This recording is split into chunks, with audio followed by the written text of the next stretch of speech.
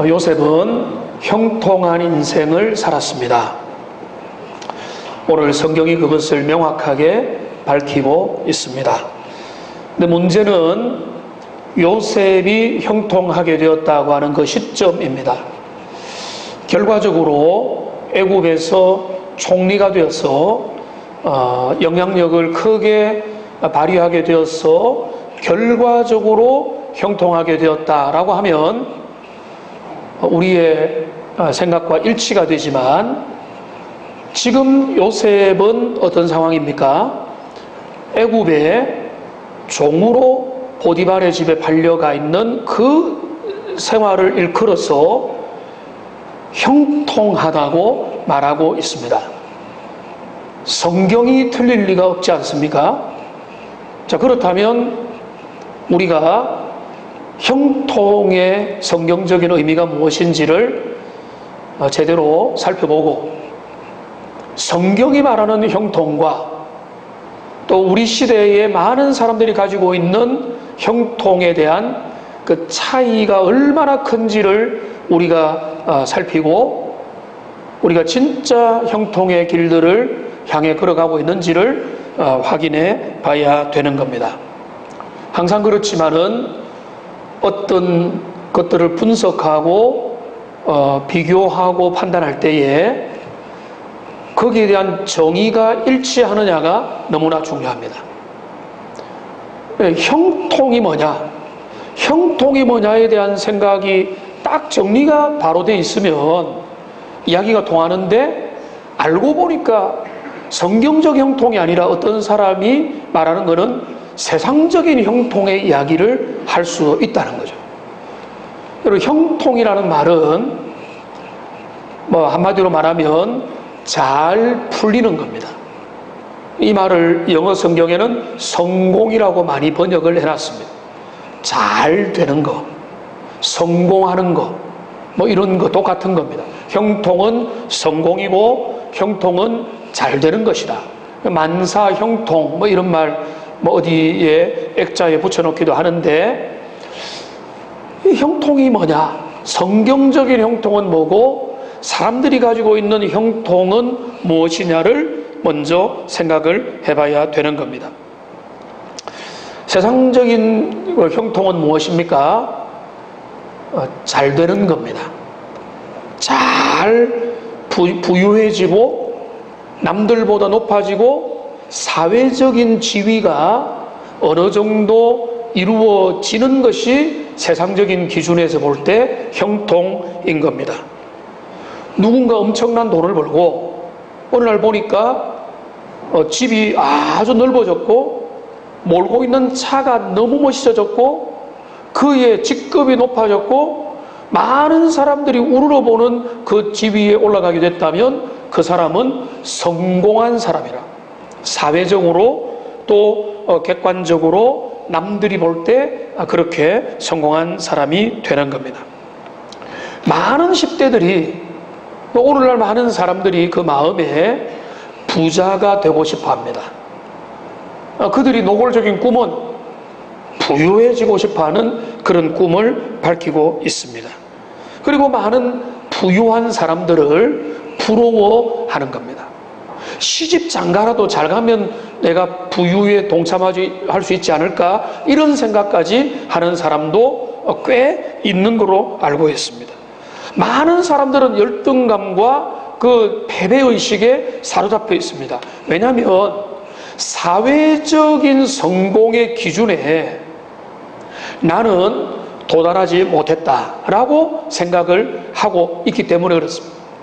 그러니까 상위 1%, 아니 상위 0.1%가 가질 수 있는, 도달할 수 있는 그 성공적인 삶을 그려두고 매스컴을 통해서 영향을 받아서 저게 멋진 삶이고 저게 성공한 삶이고 저거야말로 만사형통한 삶이다라고 딱 기준을 정해놓고 거기에 도달하느냐 못하느냐에 따라서 나의 형통과 형통하지 않음을 거기에 기준으로 잣대를 가지고 스스로를 평가하는 겁니다. 그렇게 되면 대부분의 사람들이 보면 거기에 미치지 못하게 되어 있습니다. 그러니까 원래부터 패배할 수밖에 없는 실패한 인생을 스스로 잘못된 기준을 가지기 때문에 그 실패를 스스로 만들어간다까지 말할 수가 있는 겁니다. 세상적인 성공의 잣대를 가지면 그렇다는 말입니다. 그러나 오늘 우리가 요셉을 통해서, 오늘 성경을 통해서 성경이 말하는 형통은 뭐냐? 성경은 어떤 것을 성공이라고 말하느냐라고 하는 것들을 우리가 살펴보면서 우리 속에 잠재되어 있는 잘못된 성공관, 잘못된 형통에 대한 생각들을 우리가 좀 내려놓고 우리를 반성하고 우리가 주님 앞에서 건강한 의미에서 진짜 형통을 추구하는, 그게 오늘 설교의 목적이고 오늘 말씀을 통해서 우리가 함께 걸어가기 원하는 것이라는 겁니다. 세상적인 형통의 성공의 기준으로 보면요, 오늘 성경은 틀렸습니다. 요셉이 형통한 사람이 아니라 누가 형통한 사람이죠? 보디발이죠. 집도 크고 종들도 많이 거느리고 부요하고 명예도 있고 계급도 있는 사람이 보디발입니다. 보디발이 형통한 사람이에요. 그런데 성경은 보디발이 실력자라는 것을 인정을 하지만 보디발이 형통했다고 말한 적이 없어요. 반대로 요셉은 정말로 볼품이 없는 그런 상황이 있지만 요셉은 형통하다고, 성공했다고, 지금 성공했다고, 나중에 성공했다가 아니라 지금 성공의 가도에 있다고 성경은 평가하고 있는데, 그 시각들을 우리가 오늘 풀어보고 우리의 내밀한 속에 있는 그 잘못된 성공주의를 좀 하나님 앞에서 내려놓고 다시 한 번 더 달려가 보는 그런 은혜가 있기를 원하는데요, 하나씩 추적해 보기 원합니다. 먼저는 왜 요셉의 삶이 형통한 삶이냐? 지금 애굽의 종노릇하는 요셉의 삶이 왜 형통한 삶이냐? 성경은 분명히 밝히고 있습니다. 요셉의 삶이 형통한 삶인 것은 하나님이 요셉과 함께 하고 계시기 때문입니다. 하나님이 함께 하시는 삶, 하나님과 동행하는 삶. 여러분, 이거 내자로 뭐죠? 임마누엘. 임마누엘을 누리는 삶은 진짜 형통한 삶이 되는 겁니다. 여러분, 하나님이 함께하면 그들의 환경이, 정황이, 그들의 상황이 어떠냐에 관계없이 하나님을 모신 것, 내 주님을 모시면 그 어디나 하나님의 나라가 될 줄로 믿습니다. 진짜 형통은 뭔가 하면, 형통이 아닌 것은 하나님 없는 것이 형통 아닌 거고요. 아무리 열악한 상황이라도 그 가운데 주님과 동행하는 삶을 살면 그게 진짜 형통이고 그게 진짜 성공이라는 겁니다. 여러분, 1절과 2절은 완전히 대조가 되어 있습니다. 1절만 보면요, 요셉만큼 패배한 인생은 없어요. 여러분, 1절을 보십시오. 1절에 뭐라고 했습니까? 요셉이 끌려 애굽에 내려가매 바로의 신하 진위대장 애굽 사람 보디발이 그를 그리로 데려간 이스마엘 사람의 손에서 요셉을 산이라. 여기 이거 뭡니까? 이거는 객관적인 팩트죠. 요즘에 많이 하는 팩트. 그러나 이 팩트는 뭔가 하면 상황입니다. 요셉이 놓인 자리입니다. 상황입니다. 처지입니다. 형편입니다. 이 형편에서 여기 형통을 말할 것 없습니다. 그 형편만 보자면 요셉은 입 툭 튀어나오고 원망과 불평만 해도 사람들 그렇게 많이 하는 것처럼 실패한 인생일 거예요. 그 형편 속에 2절을 보십시오. 2절에 뭐라고 했습니까? 여호와께서 요셉과 함께 하심으로 그가 형통한 자가 되었다. 여러분, 그 형편에 따라서 형통의 문제, 축복의 문제가 좌우된다고 생각하는 한 남들보다 못 살면 절대로 행복하지 못한 거예요. 내 집 없으면 불행한 거예요. 그 기준이 잘못되었기 때문에 그 기준 따라가다 보면 나는 패배자요, 나는 실패자요, 나는 의미가 없는 인생이라고 하지만 요셉만큼 여러분 불행합니까? 외적인 상황이 요셉 정도 됩니까?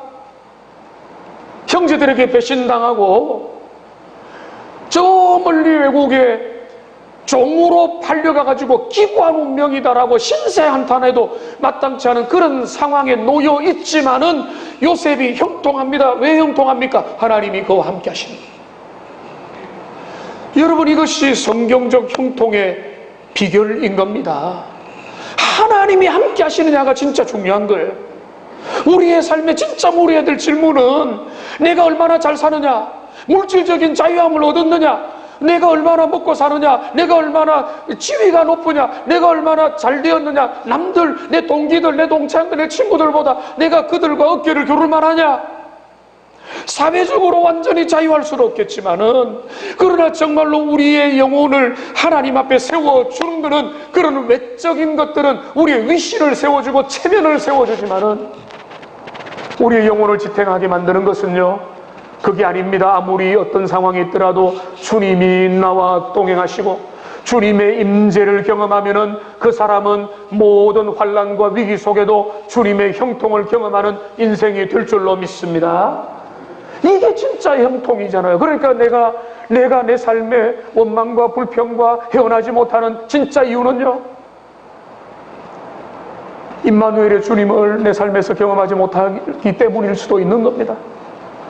하나님의 인도를 내 삶에서 경험하지 못하고 그저 광야와 같이 퍽퍽하고 환량하고 이런 황량한 사막을 걸어다니는데 뭐가 재미가 있겠습니까? 어떤 의미가 있겠습니까? 그러니까 거기에는 뭐가 생겨도 물질이 있을 거고 건강이 있고 해도 먹을 거 많고 조건들은 다 좋아졌는데도 오히려 더 불행해지는, 요셉은 정반대였어요.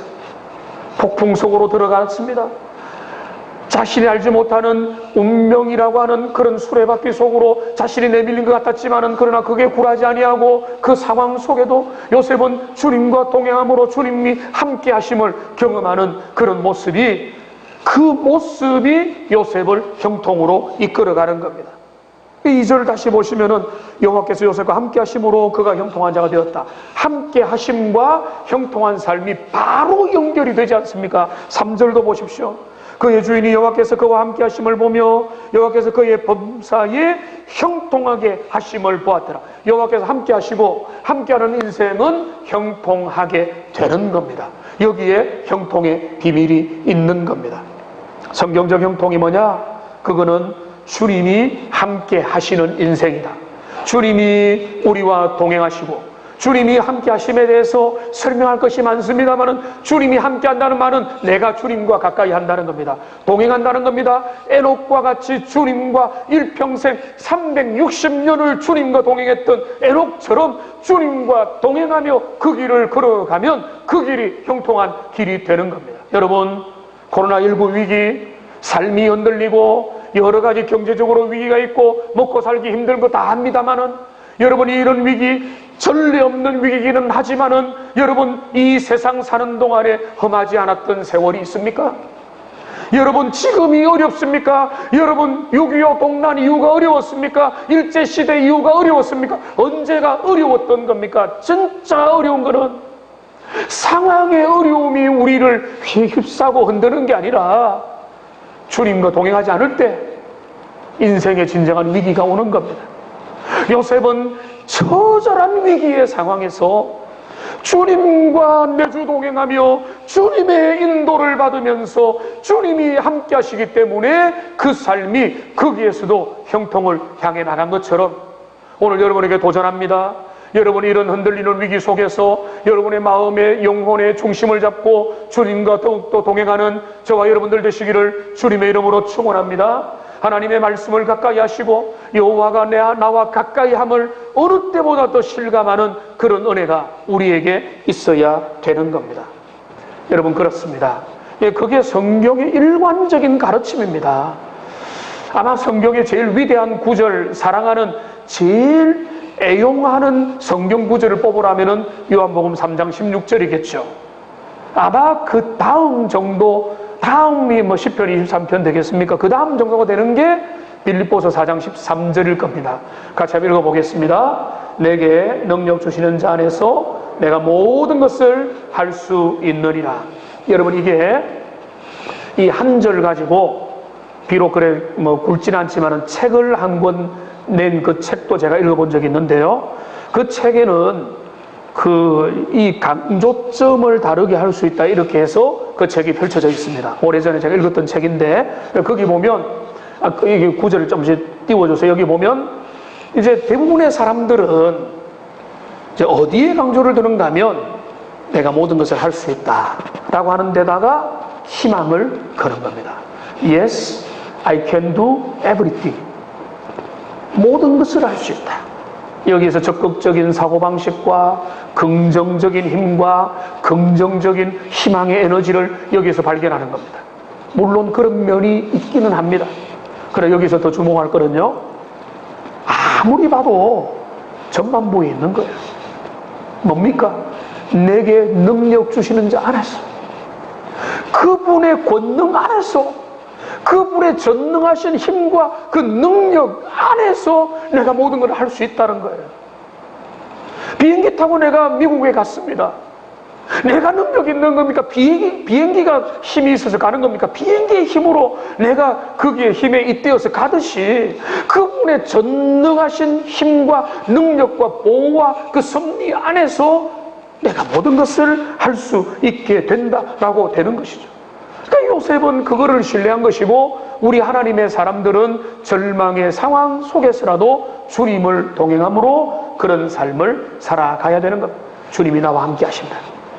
주님이 나와 내주 동행하신다. 오늘날 얼마나 좋습니까? 성령께서 날마다 나와 동행하시며 좁은 길을 걸으며 힘든 길을 걸어도 주님이 나와 함께 하시고 내게 힘을 주시고 능력을 주시고 말씀해 주시고 위로해 주시고 확신 주시고 은혜 주시는 겁니다.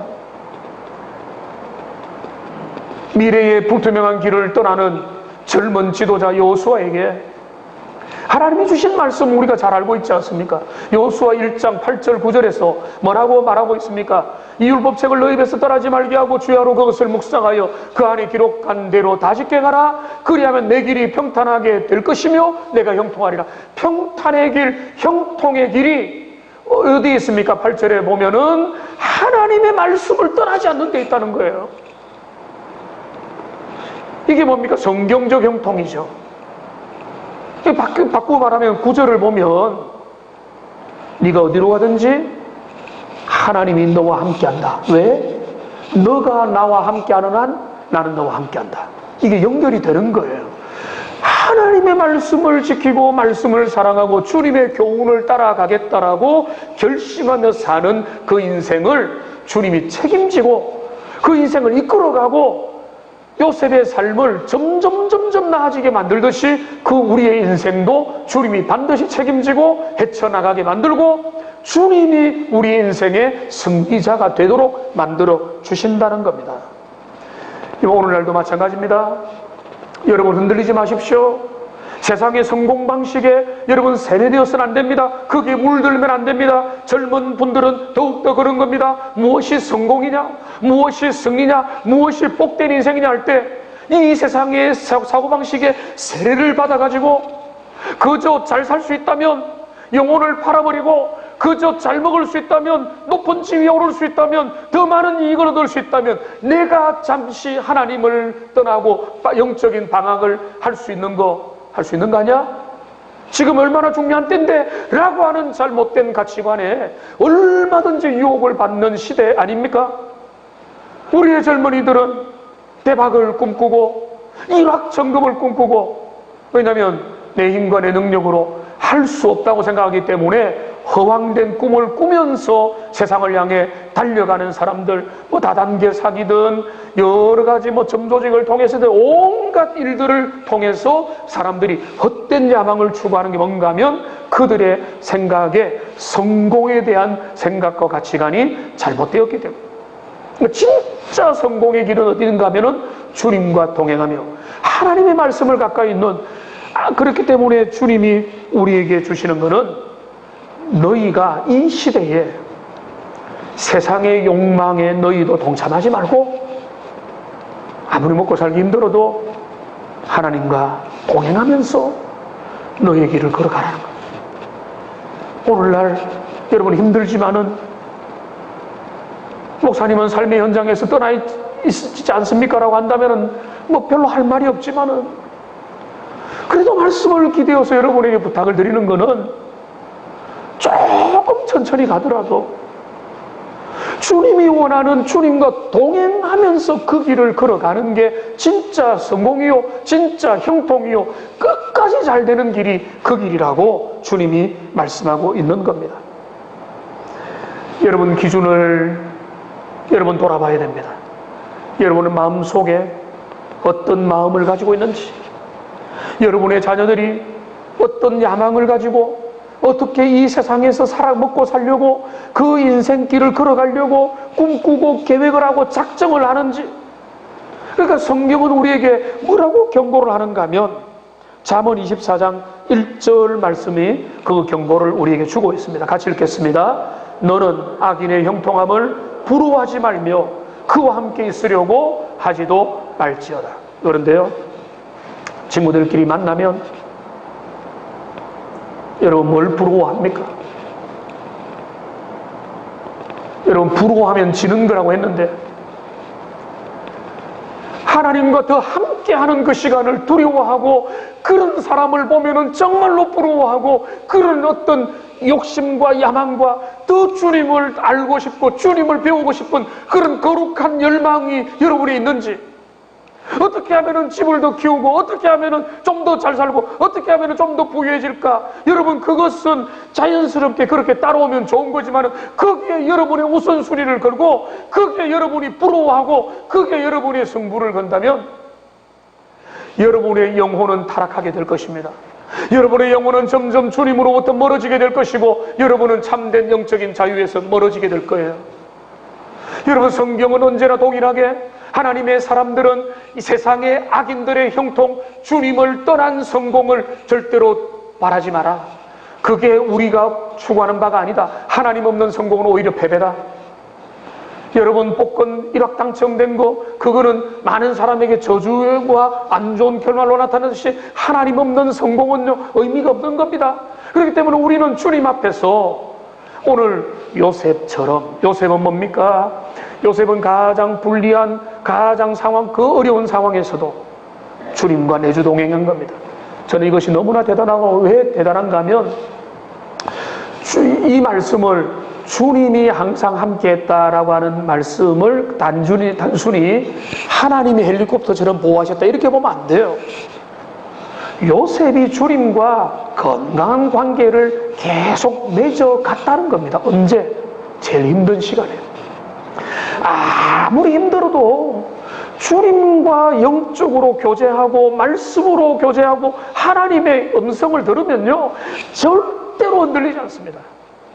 사람은 물질이 많고 교만해지고 세상에 팔리고 영혼이 어두워질 때 문제가 생기는 것이, 주님과 함께 하는데 어떤 문제가 있습니까? 고난이 와라 폭풍 속으로 들어가도 문제가 없는 거예요.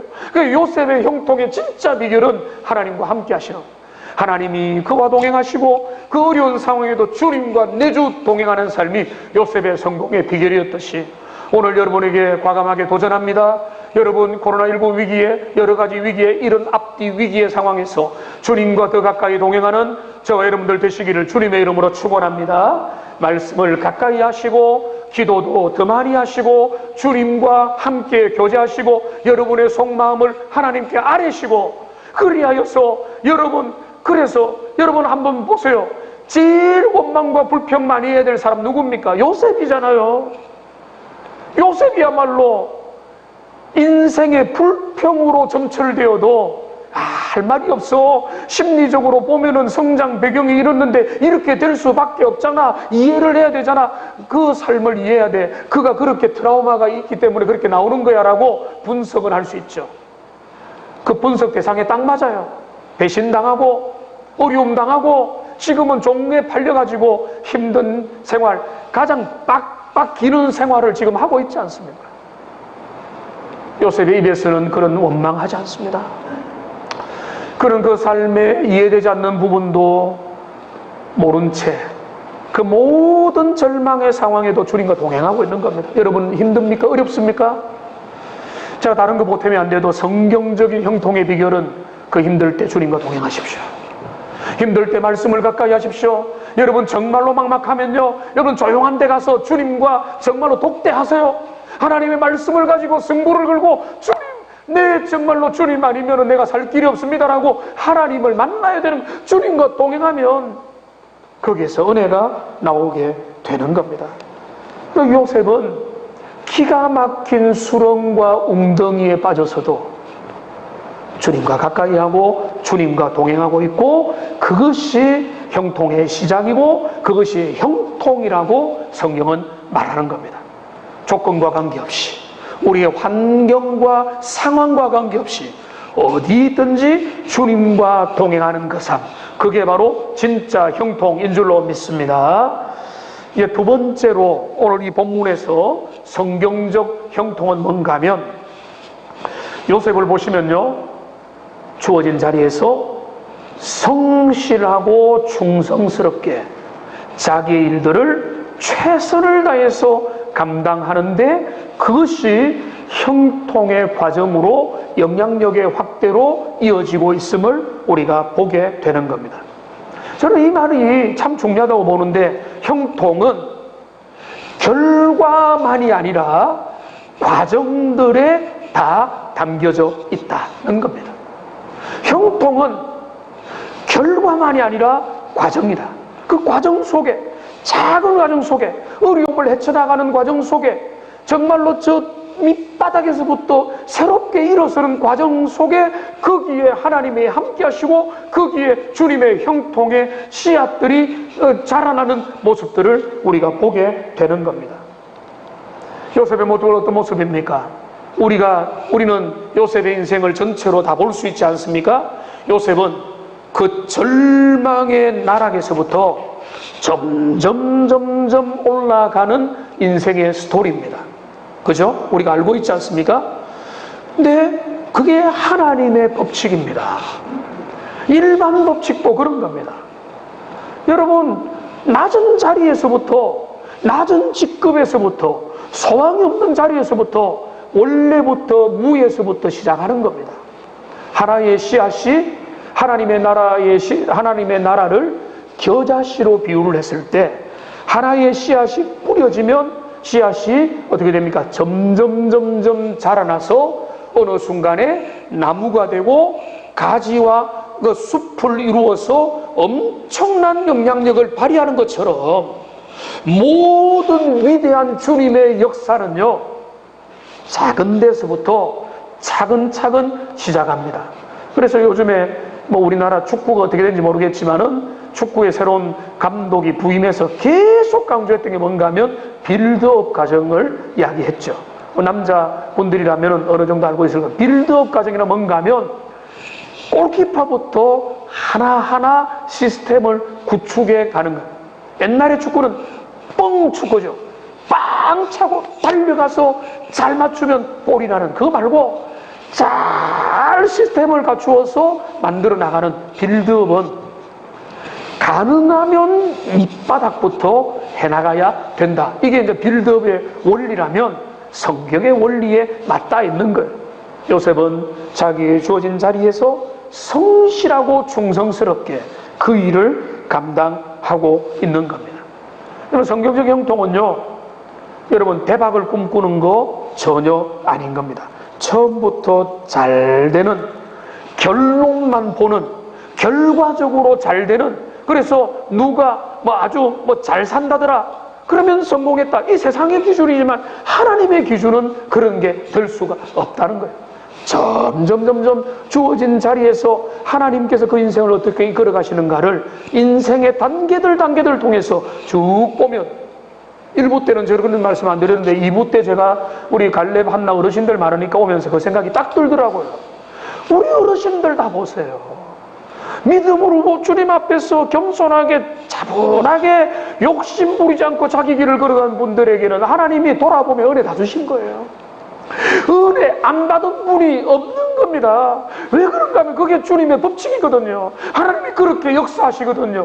천천히 주님을 뜨겁게 사랑하는 사람들에게 주시는 그 천천히 주시는 은혜를 요셉도 경험하고 있는 겁니다.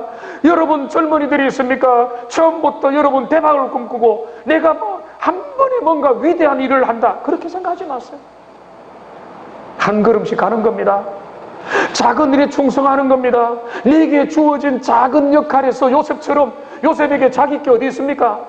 여러분 종업원도요, 두 종류의 종업원이 있더라고요. 식당에 제가 목사니까 자주 가게 되잖아요. 가면은 종업원 중에 억지로 일하는 종업원이 있고, 같은 종업원인데 어떤 종업원은요 자기 일처럼 하는 종업원이 있어요.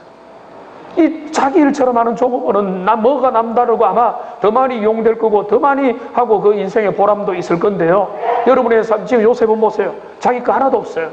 근데 자기 일처럼 맡은 일에 책임을 지고, 어떤 면에 처음 알바 자리도 아니고 완전 전임, 월급도 안 받는 밥만 먹고 자라는 이 자리에서도 그 주인의 일들을 열심히 하다 보니까 인정받고 또 인정받아가지고 그 주인인 지금 이게 보디발이 이제는 자기 집에 아내 빼고 모든 것들을 다 뭐 음식 내가 뭐 먹고 싶다 이런 것 빼고는 다 알아서 해라고 위임받을 정도로 신뢰받을 만한 인물이 바로 요셉이었던 겁니다. 그러니까 요셉은 그 의미 없다고 보여지는 그 일에 성실한 거예요. 그 일에 많은 사람이 여기 넘어지는 거예요.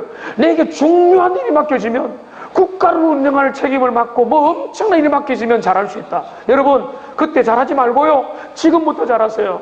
지금 작은 일, 아주 작은 총무 역할, 부회계 역할, 아주 작은 일, 그 작은 일에 여러분 성실해야 되는 겁니다. 거기에 여러분 정말로 책임 있게 감당해야 되는 거예요. 그런 자를 향해서 작은 일에 충성했느냐? 내가 너에게 큰 일을 맡긴다. 주님의 나라의 법칙 아닙니까? 누가복음 16장 10절을 보세요. 여기 뭐라고 했습니까? 지극히 작은 것에 충성된 자는 큰 것에도 충성되고, 하나를 보면 너를 알고 들성 부른 나무는 떡잎부터 알아본다는 말은 뭔가 하면, 여러분이 변화되었다면 작은 일에서 일상의 성실을 가져가야 되고, 그 모델이 바로 요셉인데, 요셉은 그 정말로 절망적이고 비굴하다고 느껴질 수 있는 종노릇하는 그 삶에도 지극히 충성하는 그런 모습을 보이게 된 것입니다.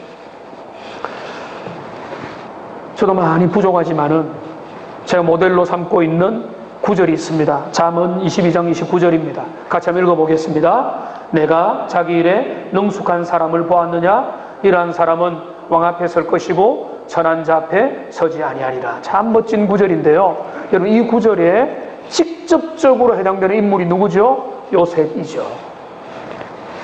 자기 일에 능숙한 자가 어디 선다고요? 왕 앞에 선다. 요셉은 왕 앞에 섰잖아요.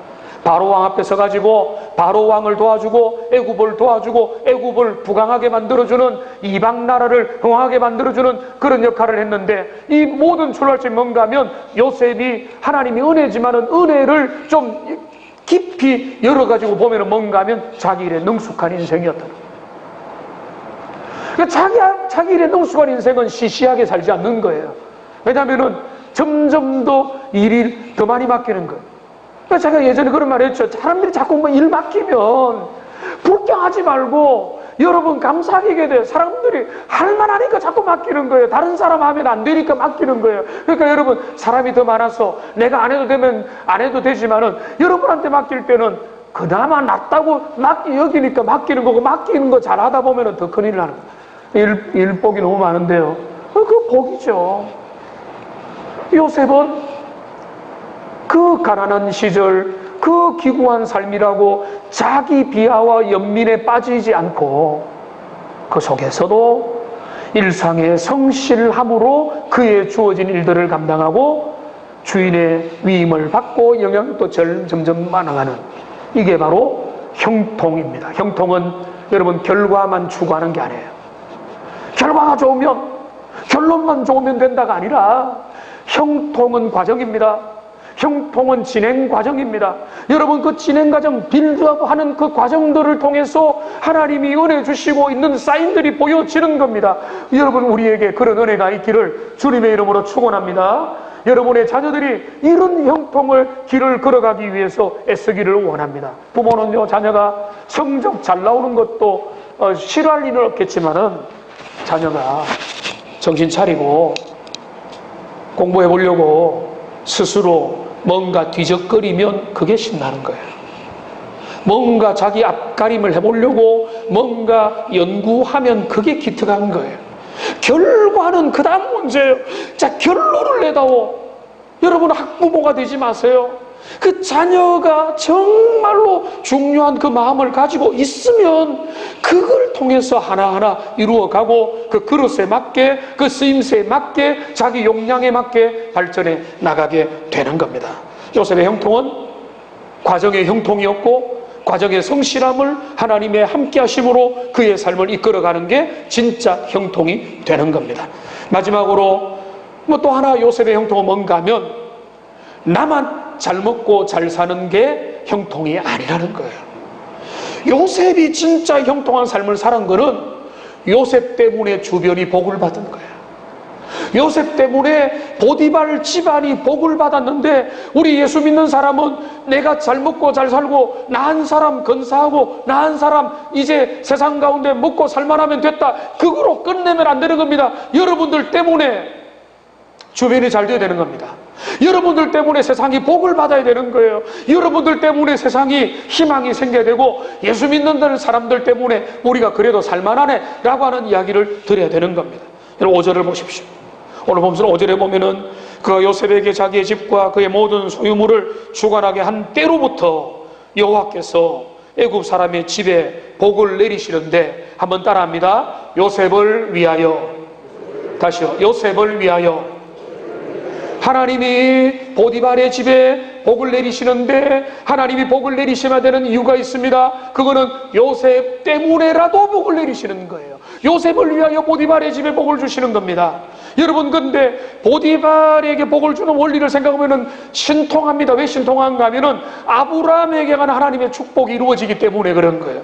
아브라함에게 주님이 뭐라고 복을 주셨는가 하면은 너를 축복하는 자를 내가 축복하겠고 라고 말씀하셨거든요. 그게 아브라함의 복의 중요한 핵심이잖아요. 자, 너를 축복하는 자를 내가 복을 준다. 여러분들 중에 목회자 함부로 안 대하죠. 목회자를 존중하죠. 목회자에게 그래도 아주 존중하려고 애를 쓰는 많은 분들, 여러분이 다 그렇게 하시는 거는 여러분 일리가 있습니다. 왜냐하면 여러분이 목회자가 하나님의 축복의 통로라고 여기면서 존중할 때 어떤 일이 나는가 하면은 그 말씀과 주님이 주시고자 하는 복이 목회자를 통해서 흘러가는 게 성경의 원리기도 하기 때문에 그래요. 근데 그게 목회자만 그런 게 아니에요. 여러분도 그런 거예요. 세상이 여러분이 주님 앞에 바로 서 있는데, 여러분들이 하나님 앞에 바로 서 있는 자를 보디발이 기특하게 여기고 요셉을 축복하니까, 요셉을 기특하게 여기고 위임하고 잘해주니까 하나님이 요셉을 위하여 보디발의 집에 복을 주는 거예요. 이거는 뭔가 하면 아브라함 언약을 주님이 이루어 가시는 거예요. 너를 축복했다. 보디발이 요셉을 축복했네. 내가 내 사랑하는 요셉을 위하여 보디발에게 복을 주겠다. 이렇게 되는 거예요. 그러니까 여러분이 하나님의 사람들에게 복을 주면 여러분들이 복으로 돌아가고, 여러분이 주님의 사람인데 세상 사람이 여러분을 함부로 안 대하면 여러분을 통해서 축복이 흘러가게 돼 있는 게 성경의 법칙인 거예요. 그러니까 하나님이 보디발의 집에 은혜와 복을 주고 계시는 겁니다. 나만 나은 사람 잘 먹고 잘 살면 된다. 여러분, 이건 성경 가치가 아닙니다. 코로나19가 또 한 번에 대한민국에서 기로에 서 있게 되었습니다. 우리 대구 처음에 엄청난 대혼란을 거쳐오고, 대구는 마스크 너무너무 잘 끼고 있는 것 같아요. 여러분, 고생 많지만 좀 더 채비를 단단히 하고 우리가 모범을 보여줘야 됩니다. 또 기도해야 됩니다. 근데 여러분, 이럴 때에 뭐 젊으니까 나는 괜찮겠지, 마스크 벗고 그냥 다니고, 뭐 우리는 뭐 하나님 은혜 있으니까 주 안에서 괜찮다 하면서 마스크 다 벗고 예배하고, 여러분, 그거는 하나님을 시험에 빠뜨리면 안 되고, 하나님을 시험해서도 안 되고, 여러분의 믿음을 그런 식으로 확인하는 것은 잘못된 거예요. 여러분, 교회가 세상에 희망이 되어야 되는데 억울한 면도 많습니다만 세상의 교회를 걱정하고 있습니다. 여러분, 우리는 세상이 뭐라고 해도 우리가 세상을 축복하는 존재로 가야 됩니다. 세상보다 더 앞서가야 돼요. 세상보다 더 높은 표준을 가지고, 교회는 더 우리가 얼마나 이거를 잘 지키려고 애를 썼습니까? 이 일이 방해되지 아니하도록 여러분 더 애를 쓰고 고생하시고, 그래서 우리가 정말로 하나님 앞에서 세상의 축복의 통로의 역할을 절대로 여러분 포기하지 말아야 되는 겁니다. 말씀을 정리하겠습니다.